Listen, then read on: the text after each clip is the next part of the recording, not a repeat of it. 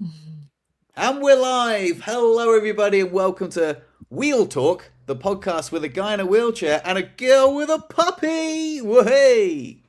Yes, a girl with a puppy, which is awesome and stressful at the same time. Mm. Yeah.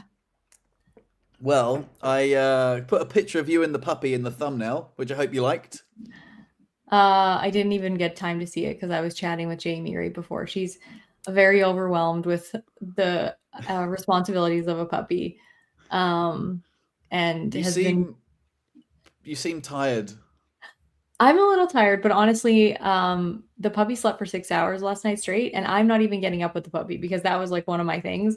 I said to Jamie and I said to Joe, I'm like, I did this for years with kids. I'm like, if we're getting a puppy, I'm not getting up in the middle of the night to take the puppy pee. Plus, I have the puppy as, my responsibility for 8 hours a day while everybody's gone out of the house. So I'm like, that's my contribution, and you guys can get up in the middle of the night with a puppy. So, but it's really, really hard to sleep anyway because I'm scared that Jamie won't wake up. So I wake up when the puppy wakes up, and then I mostly just make sure that she's doing her job and making sure that she's like, when the puppy goes pee, saying go pee, which is her like word that she Mm. chose for the training, and then giving it praise or treats after, which my puppy does not care about, is not food motivated, which is kind of Mm. annoying for training. But yeah, she just is not motivated by that. But she went pee on, we have like a little grass mat inside because it's like it was minus 30 here. Plus, Oh, it's really wow. hard for me to get down to the grass. And so I'm like, I'm not sure where I would go that's accessible that I could easily get to without taking too long because I have to go down lifts and stuff to get to actually like where the ground is. So we just got like a grass mat inside, and she knows that's where she goes. So every time we Oh, take her there, nice. she knows to go there. And today she was just sort of wandering around. She went pee there all by herself. So I'm like, she's only been here 2 days. And Hey. I'm like, she's pretty smart. So we were just working on like name recall, which she did good at and all that. But she's pretty nervous and she likes being Yeah. around people. And so getting her used to her crate and all that stuff has been sort of a challenge. But yeah, she's like, So, it's been less than 72 hours. So on that note, what is her name? Athena.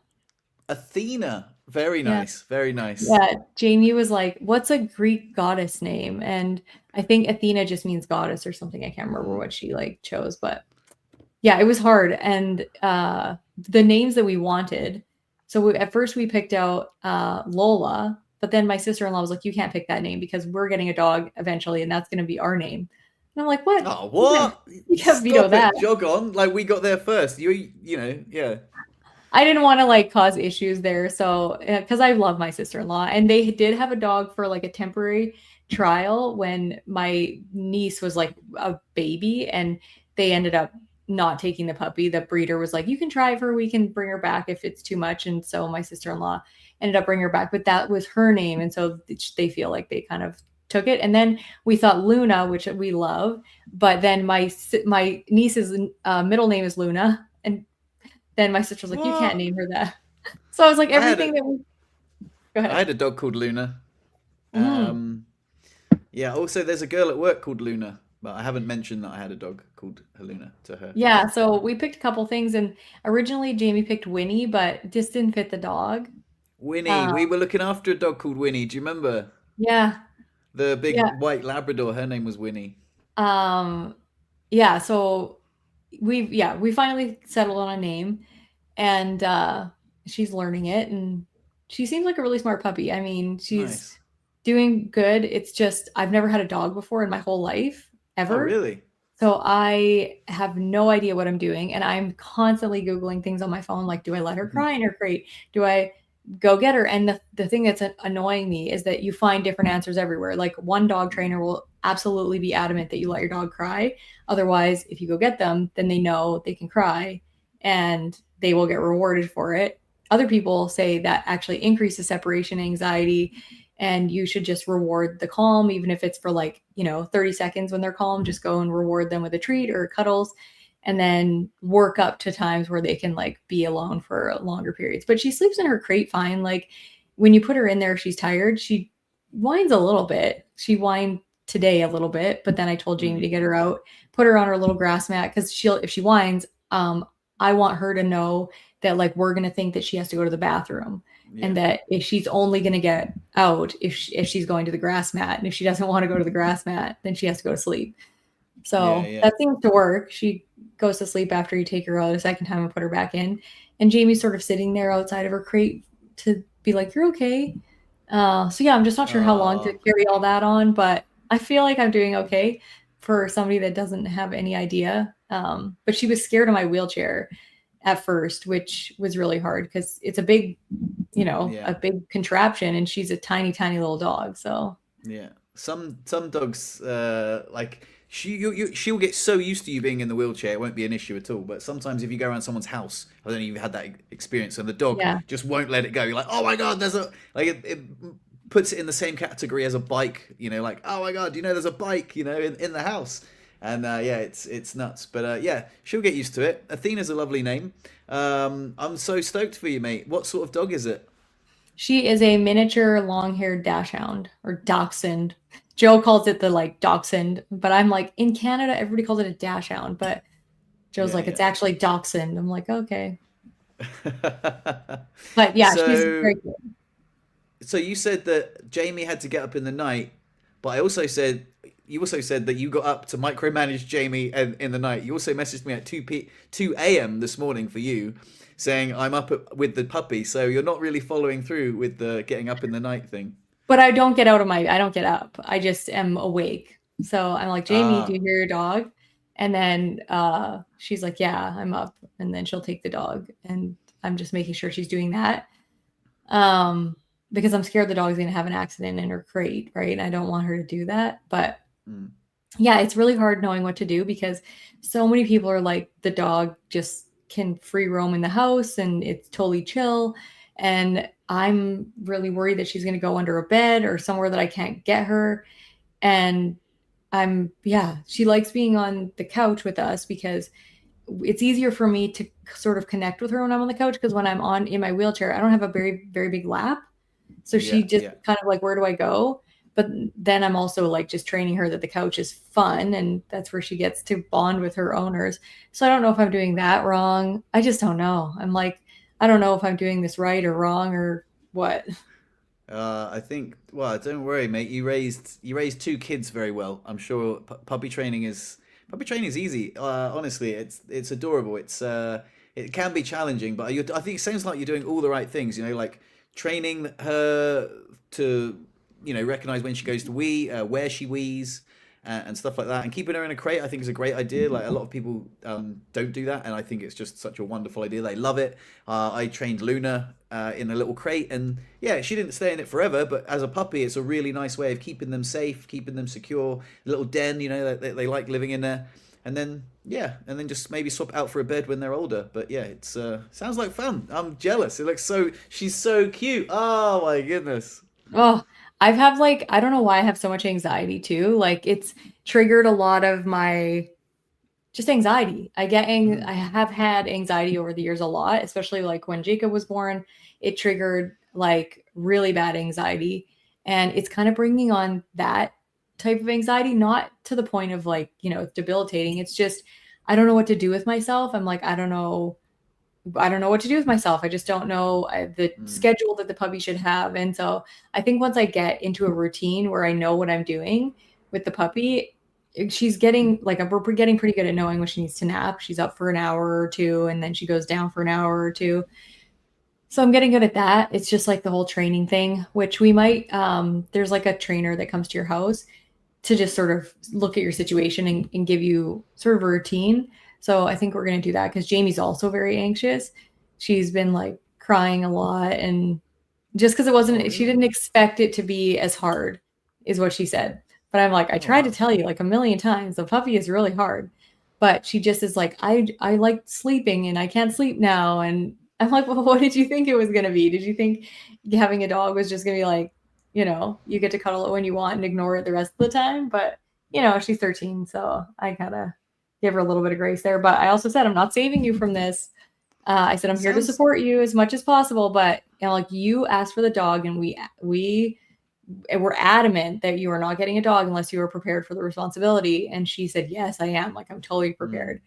And now she's just like, she's regretting the responsibility a little bit. So I'm going to like help her through that phase until, she feels confident. But like I said, I'm not going to save her because Yeah. it Sounds like you wasn't might my be choice. overthinking it a little bit though. Like it's like I know that having a puppy is like quite a lot different to not having a puppy, but it's I know I went through that sort of similar stage, but it sounds like you have your level of like overthinking and anxiety is a little bit unnecessary. Like it's just a puppy, Oh, man. It's totally. not gonna like it's not gonna die. Like the worst thing, it's gonna wee on the floor in the wrong place. But it sounds like you're doing a great job. I think the thing that's scariest for me is her crying. Like she doesn't like when people are not in the same room with her, and Yeah, yeah. getting used to that, I'm just like, I don't if that I my whole brain goes to like the worst case scenario. What if I have a puppy with horrible separation anxiety that just cries all the time when you're out of the house and all that stuff, which I shouldn't do that because I know that like having dogs that are that anxious is probably pretty rare. But and she's a puppy, so she's new to this house, she's new to everything here, and so when the people that she's getting used to leave the room, she either wants to follow them or she gets a little nervous, right? So I try to just yeah, trying to do that thing where you reward the calm, and she's in her little playpen in the living room for I don't know, like a Yeah, minute, yeah. and she's calm, then you go reward her, all that stuff. But yeah, like I said, it's mostly just the anxiety of never having seen a dog being trained before. So I think if you've done it before a number of times, then like there's no anxiety. I mean, Jamie's friend came over for a sleepover and they have 3 dogs. And I'm like, I don't know how you train a puppy when you have to go back to work. Like my aunt has 2 dogs too, and she's a teacher. So I'm like, do you take like a month off work in order to train the dog so that you can leave the house? Like, how do you do this? I don't know what to do in terms of Yeah. that. Like, I feel like I can't leave the house because I'm like, Again, where do I put her? I think you might be overthinking it. When you leave the house, they stay in the crate. When they cry, they stay in the crate. Unless this is me. I mean, like I say, it was the hardest when we brought Luna home the very first day. We put her in the crate and she was crying at night. And I said to Lou at the time, I was like, this is it. This is it. This is going to be the hardest one, but we have to let her cry in the crate. She cried in the crate, like, for a few hours and it was really hard. And then she stopped and then it was fine. You're like, okay, cool. We come back in the morning. You're like, we're still here. So for me, that was really good. But some dogs can get separation anxiety, but they also pick up on the energy of the owner. So if you're anxious, then they can get anxious off of your anxiety. So Yeah. yeah, my advice would just be to just relax a little bit, enjoy the puppy. It's gonna cry. It doesn't mean that you're gonna cultivate an anxious dog. It's just a puppy. Well, hey, and how are Joe and Jacob handling it? Are they chipping in as well? Jacob, not at all. He Oh, may as really? well not even, yeah. He likes the puppy in terms of like cuddling it and stuff like that, but he's been really busy and gone, so he hasn't done anything. And of course, he's not getting up in the middle of the night. And Uh, Joe, yeah, has been helping a little bit. Last night, because the puppy was a little bit scared of him at first, but then last night he started doing a little bit of training with the puppy, and she responded to him like amazingly. So I was like, wow. And then she just wanted to follow him around everywhere, and because he was trying to get her comfortable with the house, and I couldn't get her to follow me anywhere, and neither could Jamie really. Like, and so then Joe got on the floor and started crawling around, so he was more at her level, and she was like, "Oh, this is okay. This guy's not so tall anymore." And Yeah, then, yeah. uh, and then we had some because she doesn't really like her kibble. So I looked up, what more high value treats are. So I was cooking chicken. So I was like, I'm just going to give her a little piece of chicken. And Joe trained her with that just on her name recall. And she loved that. So Mm. she was going back and forth from the kitchen to the living room, with the chicken, luring of the chicken. But yeah, I know I'm trying really hard not to be anxious about it because it's just chill. Like you just have to, it's no big deal. She's crying. She's going to be fine. Yeah, But right now I'm so worried that she's crying because she has to go to the bathroom. And so then I'm yeah, like, how do you know they don't have to go to the bathroom? Because there's been a few yeah. times where she was really crying, even with Joe just picking her up, and she had to poop. So as soon as Joe like put her down, she like ran over to the thing and pooped. So I'm like, oh no, I don't know if I'm gonna, unnecessarily make her have an accident. Well, if she does, it's just an accident. It will happen. It will happen. I think it's probably quite annoying when you've got anxiety and you've got someone saying, "Hey, have you tried not being anxious?" I know. There's a lot of So people chipping in the comments. So I'm so curious about how people do this. So Rick is saying they never took us longer than 2 weeks to house train a puppy in a chair or not in the chair. It doesn't really matter as long as you can open the door. So my question to you, Rick, is like, do you have snow where you live? Because yeah, if I just let her out, when we were like on the trip up here, we stopped at Joe's parents and it was minus 30 degrees like Celsius. whoa, And that's the minute she hit the ground, she was like just shivering so bad yeah, and wouldn't go pee. And the minute we got home when on the grass mat, she like went pee on the grass mat. I wasn't, Rick says, yes, we have snow. I wasn't trying to be like, facetious or being like, do you have snow? That's not what I meant. I was just curious if you had snow and how you managed that. yeah, Because I don't know if I should just let her out on the deck because I don't know if I want her pooping and peeing on our deck. I'm yeah. so confused about that. So where do you like? What do you do with your dog, Fred? Oh well, she's not a puppy, so it's done. You know, it's the um she just goes out at night. Sorry, she goes out before we go to bed at night, and then in the morning we wake up and we let her out, and she sorts herself out. She goes and she does a little wee, and yeah, that's it really. She's a good dog, you know, but she's 8 years old. But when I had Luna, like I say, I've got like loads of videos. I don't know. I did a puppy training wheelchair video, but with a dog that was like a little bit older. Mhm. That's actually called Puppy Training from a Wheelchair on my I YouTube channel. I If you want to check watched it out. it. I watched it, the Yeah. one where you were trying to get her to heel beside you. I've watched pretty much every video I could think of. And there's lots of videos out there on people that are training service dogs. So it's not uncommon to find videos of people training dogs, but the dogs are bigger. Mhm. So one of the things that I find challenging, especially right now, is that she can't smell the food if I have it up here where my arm would naturally be. So in order for me to get her to know that I have something and to follow it, um, I have to have my hand way down low, right? Which is hard. And again, she doesn't have that big of a food drive. I hear that's normal in puppies until about like 10 weeks. Then they like it really ramps up. But yeah, I'll figure it out, I'm sure. What was that? Sorry, say that again. What after 10 weeks? It really ramps up, I What said. does? Their food drive. Oh, right. Yeah, yeah, absolutely. Yeah. Yeah. So I think it'll be okay. Okay, so Rick responded, yes, we have snow. I know it does it gets I know I get it. I know I get it. Sorry. I was like not understanding what you were saying there for a second. I know I get it. It gets cold here also. It's not as cold as Alberta, but I live in southern Ontario. So yeah, like my question is at like when you were training the dog, did you just open your door and let it outside and not worry whether it was I'm so worried that she's gonna like get lost or something like that. Mhm. Um, and I don't know whether like because the thing that's right outside is our deck, and to get to the ground where I would want the pee to go and not into the wood on the deck, then yeah, I'm so confused. And the grass mat thing is much easier to clean inside than it would Mhm. be outside. So I have right now where there's like pee pads under the grass mat. So I just change those once a day. And then if she poops, I pick it up and then I wipe it with like wet wipes so that it's not dirty. But if I put the grass mat outside, then I don't want to be cleaning it in the cold. So I'm just a little confused about how this works. You'll Yeah. figure it out. You'll figure it Yeah. out. In 6 months' time, this will all be in the rearview mirror, and you'll have a puppy trained. You'll definitely have a puppy trained dog. You know, it will definitely happen.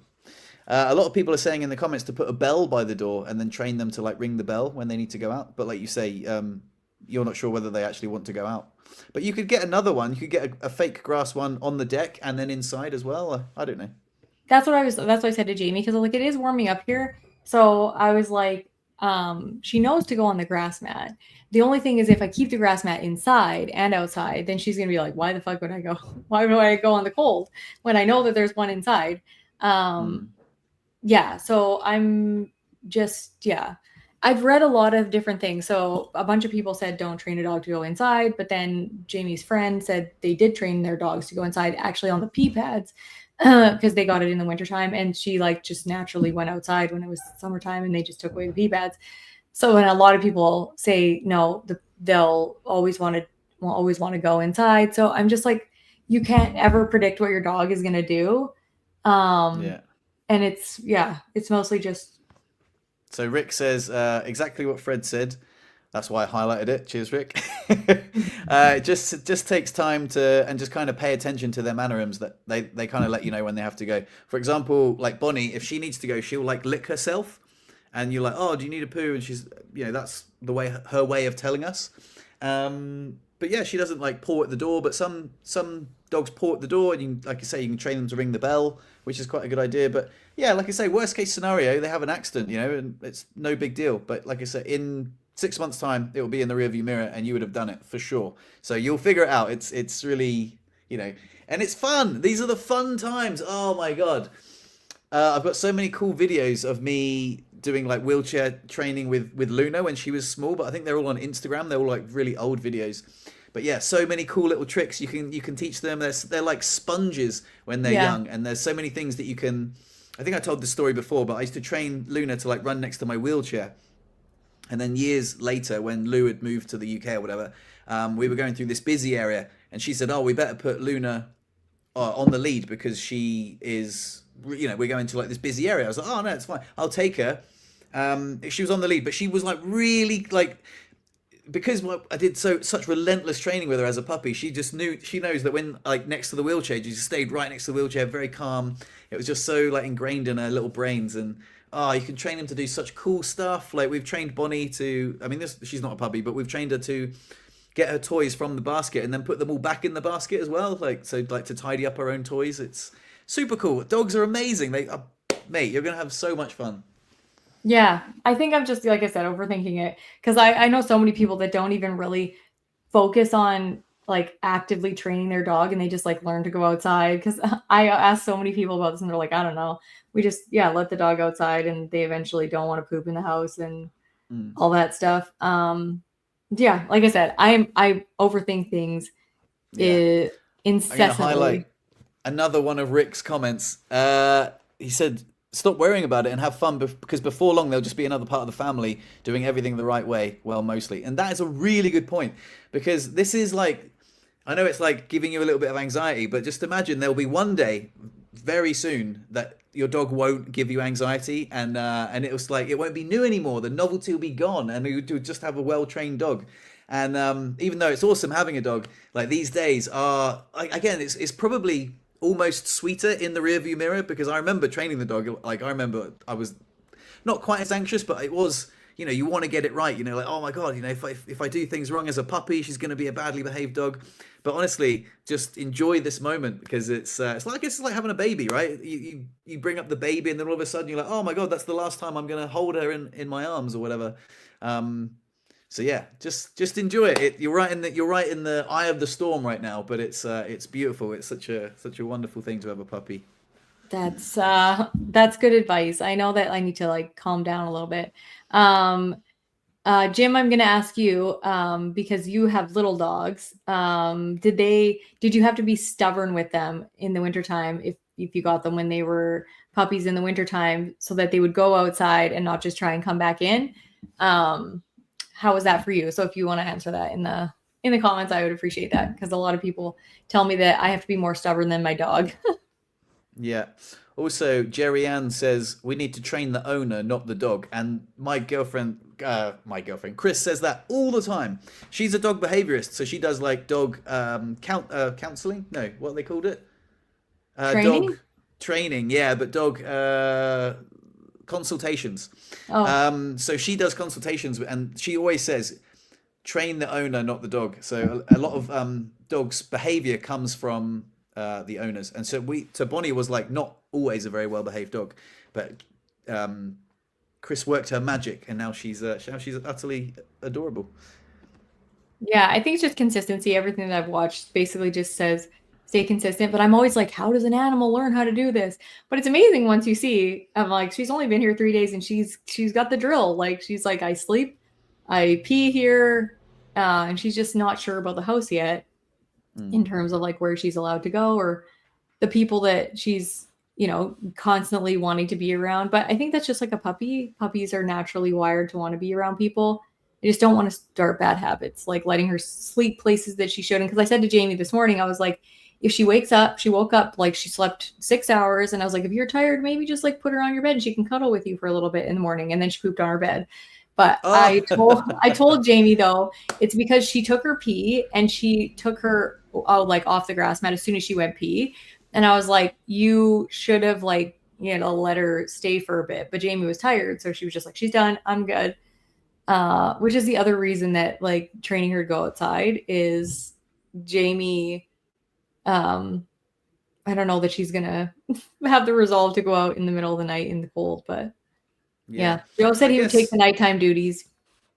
to be duties. I guess the good thing is, well, so I guess the most challenging thing is I've not experienced that like in -30. Like if the other day it was -8. I mean, that was unbelievably cold. But yeah, I can't imagine letting a little puppy out in -30. They'd be like, what the hell? They'll think it's some sort of punishment. So that does add an extra challenge to things. Mhm. But anyway, as much as I love hearing about your puppy, how Yeah, was your Christmas? it was good. It was fun. It was chaotic because there's lots of kids.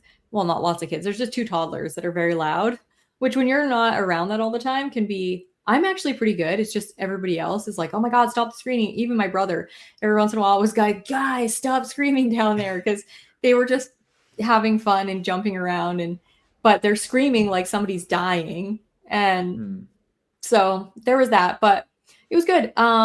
It was a little not underwhelming, but my brother lives on a big acreage now, which is like 120 acres. They have a huge driveway that needs to be plowed, and they have a wood stove in the basement that helps heat their house.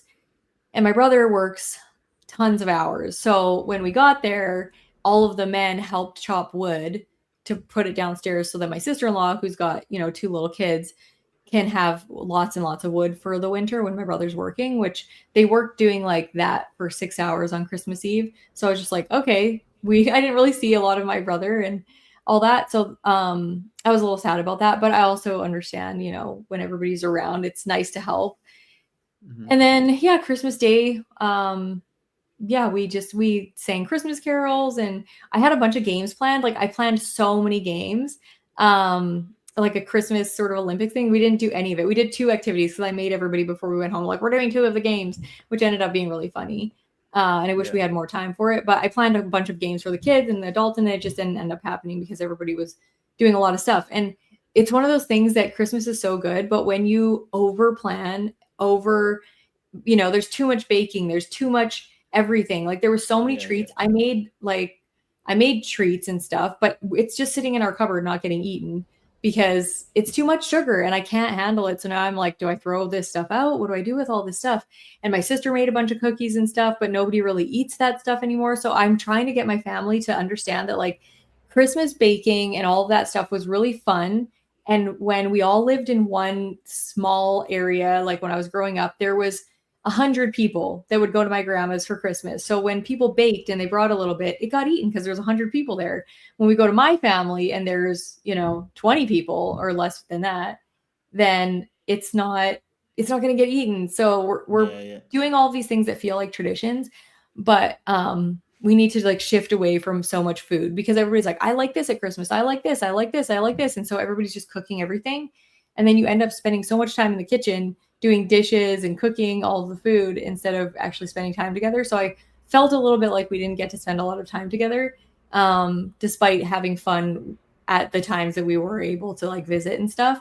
Plus, there's just Hmm. like, a new baby. My brother has an he's not newborn, but he was born in November, so not Hmm. not actually he Yeah. was born in September, I think. So there's a lot of things going Still, on. that's pretty new. That's pretty new.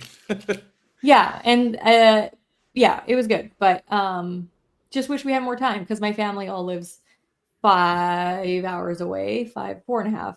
And we drove home in a snowstorm, which was kind of annoying. But I'm so grateful that I have all of the chaos and all of the family and all of the food and all of that abundance that can feel overwhelming sometimes. Mm. But I just kept thinking that how lucky we are to have everybody healthy and able to help my brother with all that wood, and just yeah, a really great family that's mostly fun and sometimes chaotic.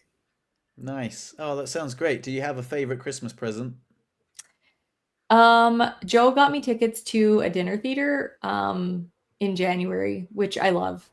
And then I got a vacuum when I got home because I want to be able to. The dog doesn't really shed though so far, Mm, like not even one hair. yeah.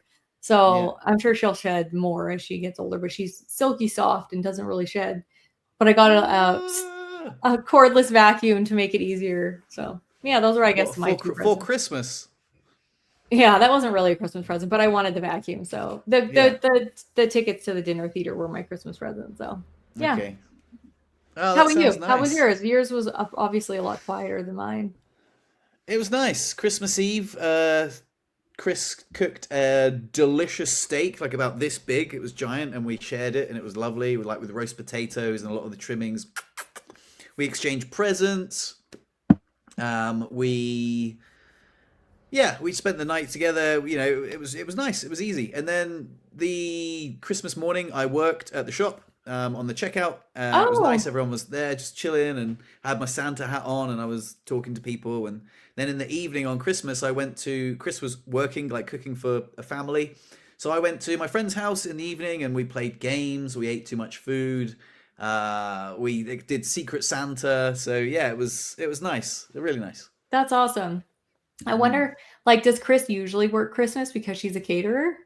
Yeah, yeah. We both usually work Christmas. Just because we're in one of those seasonal tourist towns, it's very common to work Christmas. So Is she a private, like when she does that catering, is she just doing it like at somebody's house, or is she doing it for an event? no, she just does it at someone's house. So people come on holiday to like chalets, and they have like a catered.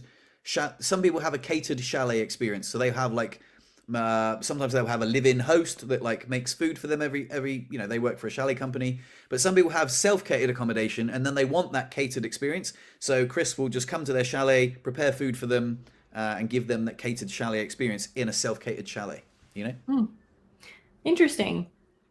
I Yeah, I always wondered about that because my family was like, "We need to just cater Christmas dinner next year." And I'm like, "Who works on Christmas?"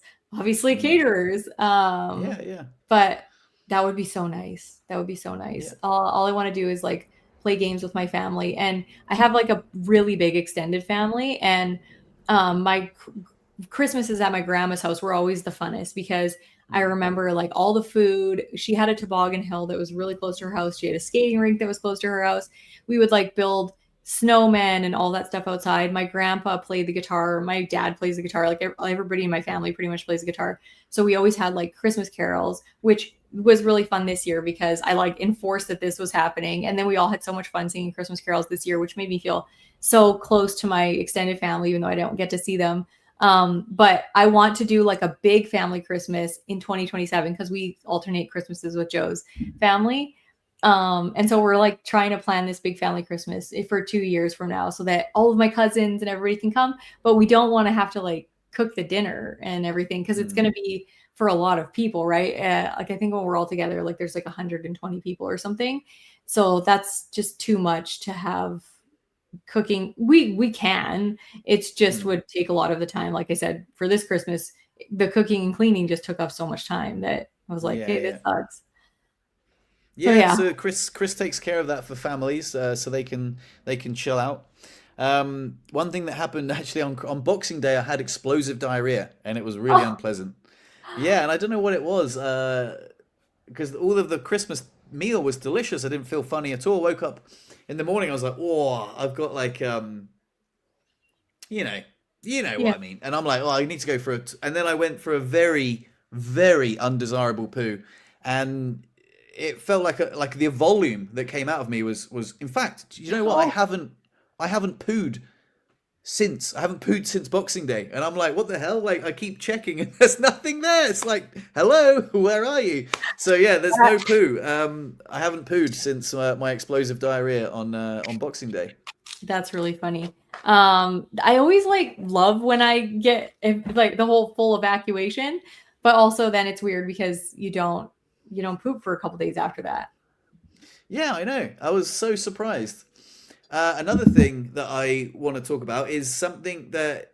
So I've been really exhausted lately, and I keep thinking that it's my job because I get up early in the morning and my body's not adjusting to the schedule. But it occurred to me. Oh, I've also got chilblains. Do you know what chilblains are? You ever heard of them? You showed us last time the like thing on your Oh foot. yeah, yeah, Also, yeah. you got a baguette thrown at you, which you texted me Ah, about, and I'm like, we can't forget to talk about the baguette. So I might veer you into that baguette direction because I was really curious about it, and I was like waiting for like an opening to that, but then yeah, we veered off from you no, working I'll Christmas. write down baguette. Thank you for reminding me about the baguette story. I'll come Okay, to the baguette story. okay. But what I wanted to say to you was I've been I've having about this chilblains again. I've had a lot of increased spasticity since then. And oh my God, it is driving me mental. So I realized that why I'm so tired is I get violently woken up in the night, probably like 6 or 7 times. What feels like someone's just cattle prodded me in the hips, and my legs are like, Gee! I'm like, whoa, what the hell? And Really? it's so exhausting because I go to bed early and I'm like, oh yeah, I've got work. You know, sometimes when you have to get up early, you're a little bit anxious anyway, and you're like, sleep, and then you finally get to sleep, and then you like have this enormous spasm out of nowhere, and then my legs are just shaking, and I'm like, what the hell is going on? So obviously there's something wrong, but it is wildly, it's like torture. It's like a form of torture being woken up that way and then having to deal with sleep deprivation the next day, and just utterly exhausted. I come home from work, I just crash out, I sleep. I'm like, what the hell is going on? And then it occurred to me it's probably my quality of sleep is so low because I keep getting zapped awake. And I just wondered if anyone could relate to that. It's utterly, utterly awful. I wake up a lot to pee in the nights. A broken sleep is terrible.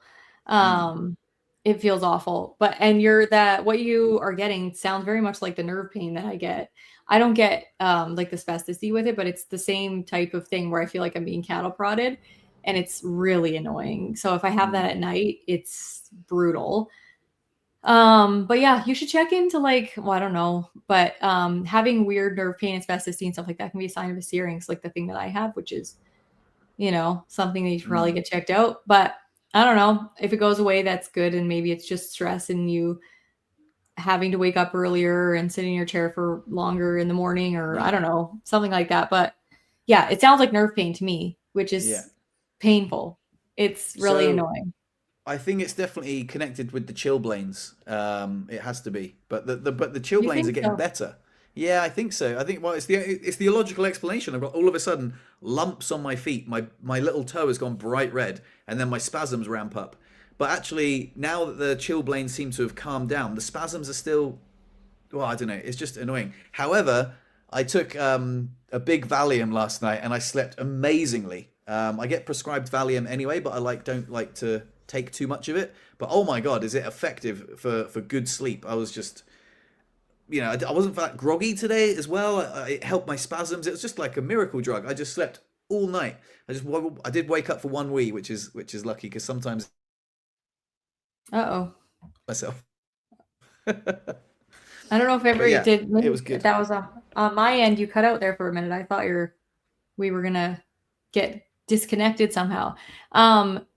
Oh The dear, what did you hear me say? uh the last thing that I heard you say, I'm trying to think. I don't know. I wasn't even paying attention with the last thing you were saying until I cut out, and then I was like, oh no, I was worried about it. But you were talking about your chilblains, and oh, you were I talking about the was Valium. The Valium, how long you got a good sleep, that you had a you said that you had a wee in between, and then you said which is good because sometimes, and then that's the last thing I heard. Oh, sometimes if I have like a larger amount of Valium before bed, sometimes I can wee myself.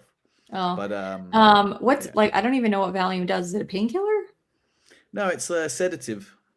Oh, It's like relaxes your nervous system. People use it for anxiety. People use it for depression. People use it for when they're trying to give up drinking alcohol. Like it gets prescribed to alcoholics when they. But yeah, it also makes you very sleepy. Some of my friends use it recreationally, but makes me way too sleepy. Some of my friends are like, "Whoa, I feel real wavy, man." Like if I have one, I'm like. just to sleep. So yeah. That's really funny. Yeah, I have a weird anxiety about medication too. So I've never, even if I have been prescribed anti-anxiety medication, I'm like, I have anxiety about the anxiety medication. So I don't take it, or almost anything. If these medications that I've been on for like, since I was 13, didn't have anxiety then, and I just am like fine with them. But I have massive anxiety around everything. Even just taking like a Tylenol, I'm like, is it gonna hurt my liver? I don't know yeah. I'm a lunatic half the time, which is really funny because I think I have my anxiety under control all the time, and then something like this happens, and it's totally rumination. Like it's just me thinking about all the bad things. Like I can't just make a decision instead of being like, I'm gonna let the dog poop inside for the winter, and then I'm gonna retrain her in the summer to go outside, and being like, that's my decision. I'm gonna stick with it. I'm like, what if she never poops outside? What if I'm ruining my dog and I always have to have a dog that poops inside? And what if that's a terrible thing? And I just like start going crazy like that instead of just picking one thing and going with it and then figuring out the consequences later on, or being like, you know what, if we decide we're going to ditch the inside thing, then we have to put up with the going outside, and that's ultimately going to be better in the end. Then just make a decision. I'm indecisive, and that's part of the anxiety inducing emotions is always that I don't know what to do, and I always look for other people for permission, or in like big things that have to do with my own self. I actually did this thing. You would probably really like it. I should send you the link for the activity, but it's more about like a business, but it was very good. And it was a chat GPT thing. And it asked you a bunch of questions about yourself. And then it was like so insightful on why I do certain things. And I was like, oh my God, that's literally why I do that.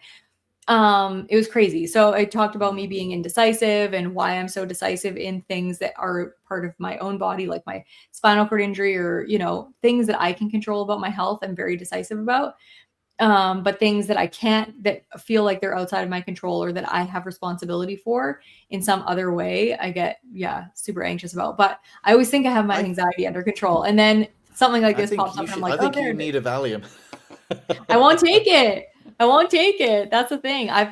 Joe has heard me talk in circles for years, and he's just like, you're going to be fine. It's going to be fine. And Jamie, I can tell, is sort of like, she's kind of picked up on that aspect from me, which I'm trying very hard to tell her. I'm like, it's going to be okay. The thoughts that you think matter the most. You have to tell yourself that you can handle this, that it's a fun challenge, and Mm. it's a great experience and all that stuff, instead of being like, I'm losing sleep. This is way harder than I thought it was going to be. Like, those thoughts aren't helpful, because all that's doing is make you think that this is a really negative experience, when, like you say, it's fun.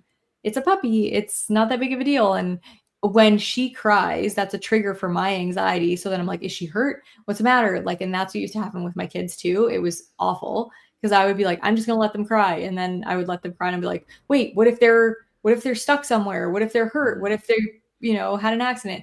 And then I get like things that reinforce that anxiety. So like the one time I did let Jamie cry, Joe wouldn't let me go in her room. And then I did go in there later, and she had thrown up everywhere. And she was like, the whole crib was like full of puke that she had crawled in. And I'm like, you made me let her cry. And she had actually puked, and she was crying for a good reason. And so then my brain is like, what about that? What about, and so I'm just like, oh, it's hard Yeah. being me sometimes. Sounds tough to live in your head, mate, to be honest. But I'm telling you, your puppy can pick up on your anxiety. So I know. I would just be aware of that. Like puppies are like dogs are just very good at picking up on energy. So if you're anxious, you might accidentally make the dog anxious. So and again, it's one of those things like, hey, have you tried not being anxious? I know it sounds fucking annoying. But it's probably not helpful. And you probably know that already. So yeah. Yeah, I know. I'm getting to the point now where I'm more relaxed about it. Just like, it's gonna be fine. And it is what it is. I just wish I had that like blissful ignorance that I had years ago. Like when I got cats, and I know cats are easier than dogs, and they don't get into stuff. They don't chew on stuff as much, but they scratch stuff and all that stuff. And they still could choke on things. I didn't really worry about what my cats were getting into, if they were going under the bed or anything like that. I just let them in the house, and Yeah, yeah. it was fine. So I just want to be like that again. I like this comment. Britt, your anxiety seems like it partially stems from the fact that you're a perfectionist. Trust yourself. You've done a brilliant job with 2 children. That's 100% what it is. It's just me being worried that I'm going to do a terrible job, or that I don't know what I'm doing, or um I have Yeah. friends that suffer with anxiety, and they tell me that the Valium really helps. I know that it's probably not something that you want to hear, but honestly, when they're like, "Fuck, I'm so anxious," they're like, "Oh, I had a Valium. I feel loads better." So you could maybe look into it. I don't know. Not like every Yeah. time you're anxious, but just Maybe. Like I said, if I don't know, I have anxiety about the anxiety medication. But anyway, let's hear about your baguette thing. Thank you for reminding me. Yes, so I was at work. For those of you that don't know, I just got a job at Sherpa Supermarket, where I'm talking French to people and putting things through the checkout like a good old chirpy "Hello, bonjour, ça va." So it's really nice. There's a grumpy man that comes in, and sometimes he has a baguette and a newspaper, but it's in his bag, and he never takes it out of his bag. He just shuffles up and he mumbles in French, and he just has the money sometimes, and I'm like, okay, fine, whatever. He comes in every day, so it is what it is. But he came up to the till the other day, and luckily, oh my god, luckily that my boss was stood right behind me, right? And he came in and he said, he just mumbled, baguette and a newspaper. This is all in French. And I said, oh, quel type de pain? Like, as in, like, what type of bread? And he mumbled something. I couldn't understand what he said. He was just mumbling. And I just said, can I look in your bag? And in the end, he just got the baguette out and just lobbed it at me. And it went down on the till. There was flour everywhere. The baguette actually broke. And I was like, oh my God, like, what the hell? And he was so angry. And he was like, almost like foaming at the mouth, like, rage. And I was like, what the hell, man? Yeah. Anyway, luckily my boss was there. And she had a massive go at him, saying, "You can't. What are you up to? You can't do that. Like, apologize to the man. He can't see all he asked was what type of bread have you got? Just show him what's in the bag." Like, anyway, he was very angry, very unapologetic. He was like, "Je m'excuse pas." He was like, "I'm not saying sorry," and he was just angry. So my boss was like, literally, I just gave him the change. It was very awkward. There were other people around. Like, it was really. Everyone was like, "Oh my God, there's drama." And I gave him his change. He walked out the shop. My boss, Pauline, she was so sound. She went round and was like, "What do you?" Had a massive go at him, basically, just saying, "Look, what do you can't just do that. You could just throw a baguette at someone." So anyway, he walked out very, very angry. And then she told the big boss, and then the big boss came up to me and said, "I'm really sorry about what happened. This guy, he comes in all the time. He's very old. He's got a baguette and a newspaper. Sometimes he just says his stuff and throws the money at you. Like, it's quite rude, but that's what he does. But I'll have a word with him next time, and I'll let him know that that's not okay. It's not okay." Mm-hmm. And so next time he comes in, which was the other day, the big boss came, and she stood behind me and was just saying, like, he's new. Just be nice to him. Don't be a knob. And he was not a knob. He didn't apologize. He just gave me the money and walked out. But that was my fun story about getting a baguette thrown at me at my new job. That's weird. Don't they have to scan the baguette? Like, in our grocery stores, you have to like scan a SKU thing in a grocery store so that they can know what you bought. Yeah, so that's the other thing. There's about 15 to 20 different types of bread, and I've got to know them by sight and then put them in the till on a big, you open up the bread page and there's like loads of different options, and I've just got to remember all of them. You've got the baguette tradition, the baguette sol, the gros pan, which isn't actually that big. You've got the gros pan tradition, which is like quite big. You've got all the different types, the tradigrain, like all the different types of bread. And yeah, I've just got to like, there's no barcode on them. You just got to look and be like, oh, that's the the Viking. The Viking is like a big brown loaf, and the numero set is the one with like 7 little things on it. Anyway, it's all different bread. That's but yeah, crazy. yeah, So I guess it's kind of like going to like when you get produce or whatever, like if you have bananas or something, like they just have to weigh it and then open up the thing and they tell you, it says what it is. yeah, That's, I guess, the same as the bread, but that's interesting. yeah, yeah. I don't even know what I would do. I'm probably so people pleasing that I would probably apologize profusely to the guy that was yelling at me. I'd be like, "I'm sorry, I didn't mean to ask to see in your bag," or I would, and even all you were just like saying is, what kind of bread do you have in your bag? But I'm Yeah, yeah. so crazy that I would, yeah, I don't know what to do in those situations. I might Mm. cry. I might have cried when ugh. Yeah. interestingly enough, like my body temperature just rose loads, even though it's freezing cold in the shop. Actually, I was just like, whoa, I was like, I could feel like my cheeks getting a bit flush, and I was like, whoa, I'm really hot. So that's funny. Also, comment of the day goes to Jane. Sorry, Jay. Did the baguette cause pain? Hey, well done. For those of you, That's hilarious. if you know, you know. Yeah, that's pretty funny. Also, Elizabeth says anxiety about taking anxiety medication. That was me too until I started taking it. Lol. So I don't know. Who knows? It does sound like you do suffer with a crippling amount of anxiety. Forgive the pun, but yeah. Not normally, to be honest. Like this has been the most amount of anxiety that I've had in years. Sometimes I get like weird health episodes. So I want to say like maybe 3 years ago, I had like a weird thing about my health. And I get anxiety about that. And I do have anxiety, but it's like I manage it. This is just a weird trigger for it. Because I don't know what the frig I'm doing. And I'm like, what do I do with the puppy all day? I just don't know what to do with myself or the puppy. Yeah. Because right now she's just really needy and clingy, and I don't know whether I should be spending tons of time with her or just letting her play. And if she's playing and she's whining, do I give her attention? So there's just a lot of things that I think it's just the uncertainty and me not knowing, because I have never had a dog before. So like when I had Jacob, I was really nervous, but then I was not very nervous when I had Jamie because I'd been through that whole process before. So I knew what it was like to have a baby and what they needed and all that stuff. And there were still some anxiety inducing things, but it was just a lot more fun. And I actually enjoyed Jamie a lot more than I did Jacob when he was a baby, because I was just really anxious. But like you say, there's really not that much to be anxious about. And I have to keep telling myself that if this happens, I'll deal with it then. Like if I end up having a dog that has severe separation anxiety, then I'll deal with it then. But worrying about it before it's even a thing and that it might never be a thing, why am I worrying about it? Or just, worrying about the puppy so much when she's crying is not important. Yeah, what happened to your camera? Can you still hear me? I can still hear you. You just don't. Oh dear. I have you went away. It says looks like your camera got unplugged. I'm like, yeah, I don't know. I wiggled something. Oh dear, I wiggled something and now it's on. Well, if you can still hear me, then we're all good. Yeah, I can totally still hear you.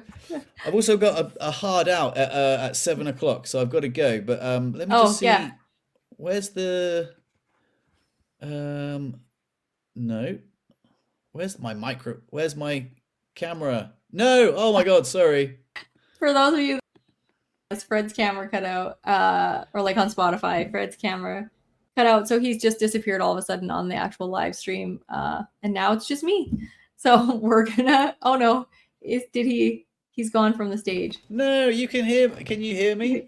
I can hear you now. You left the stage, but I added you back.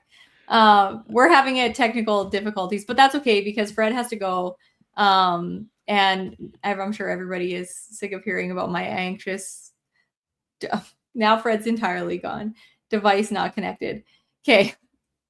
Fred's gone entirely. I'm going to end this podcast because Fred has to go. If anybody wants to email me about their experience in a wheelchair training their dog, like detail is my best friend. So I watch a lot of videos and all I see is you're back. Sorry. I was going to end the podcast without you because I'm just asking people that if they want to send me advice on, wheelchair dog training or whatever, to please send it in detail, because I see a lot of videos where they're just like, I'll see the dog training when the dog has had like, a 20 repetitions of that command and they're just peeling along the wheelchair really good, which is what I loved about your video, because the dog was going kind of crazy at first and not following you that great and was very like excitable, and you showed that you just did it back and forth and back and forth and back and forth. It was on gravel and it wasn't like super easy. You had your bike on and then you just kept, as long as she was in the right position, you just kept giving her a treat when she was heeled in the right position. And then eventually she realized that like, oh dude, if I stay really close here, good things happen. So yeah, if anybody is going to send me emails or information on the dog training, please be very specific. I mean, like, were you getting up in the middle of the night with your puppy when you were in a wheelchair? Did you go outside with your wheelchair and sit with the dog in the cold weather? Did you let the dog poop on the deck or pee on the deck? Did you like all these kinds of things? Because I have a lift to go down to get out to my garage and in the front. So I'm always like, does it wreck the deck to have a dog like pee on it and all that stuff? So I have all these questions in my head. So if you are somebody that's successfully done this number of times and remember back to the potty training stuff, I would really, really appreciate detail. So remember, Chris is a dog behaviorist. So if you ever want to, I'll give you her number and you can message her. She's very, very good at all this stuff.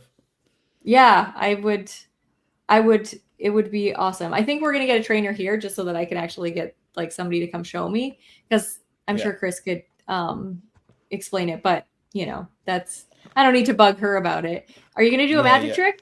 Well, I wanted to show you one of my Christmas presents. I asked this, I want to try something, but it involves your imagination. Can you use your imagination? I know you're a bit tired this morning. I can definitely use my imagination. Very cool deck of cards, right? Like you can see that they're all different, and like they've got some really cool like designs on the back. Like for example, some really cool design. Like look at that one. It's got like a real cool skull design. Like they're all like really, really rad. They're all like such cool different designs, but they're not very good. Like say for example, for playing poker with. You know what I mean? Like even though they're all different. But what I wanted you to do, like for example, like this one, like it's the ace of spades, but it's a bit naughty, isn't it? Imagine trying to keep a poker face with the ace of spades like that. Right. So what I want you to do, right, is I want you to imagine that that instead of that, we could make the ink disappear. So when I said, you know, I wanted you to use your imagination, what would it look like if you could make the ink disappear off this ace of spades? It would just look like the girl. What? It just looked blank, right? Blank. Which is wild. Oh my God, completely. I thought you were like, that's crazy. But do you remember when I said this trick was about imagination? Yeah. Because actually, look, when I asked you to use your imagination, you were actually imagining all the cards. Like, what the frig? Front and back. They are completely gone. In fact, even the box. Okay, I don't get it. That's crazy. I don't know how you do stuff like that. Like, there's no possible sleight of hand that you can change an entire deck of cards. Like, it's not possible. Like, not possible. That's crazy. That was very cool. I don't know if you buy things that do that or you figure out how to do it. I don't know. But it's cool. It was just your imagination, Britt, you know? You just imagine the cards. Yeah. That's just me making shit up. Or maybe I'm making it. My buddy Pete is watching. Hey, Pete, how's it going? Mind-blowing magic. That's awesome. Thanks, Pete. Right, that was anyway, a really good one. Thank you. I like that. Thank you. It's a nice one. Hey, I will see you guys later. I've got to go because we're going to go out and go to this new place that's opened, and we're going to go bowling and all sorts of fun things. And I'm going to give people a lift. So they're relying on me. I've got to go. But okay. Peace out. See you next Tuesday. Happy New Year. Merry Christmas. And we'll see you next time, hear guys. how the wheelchair puppy training is going this time next week. Okay, see you guys. Bye.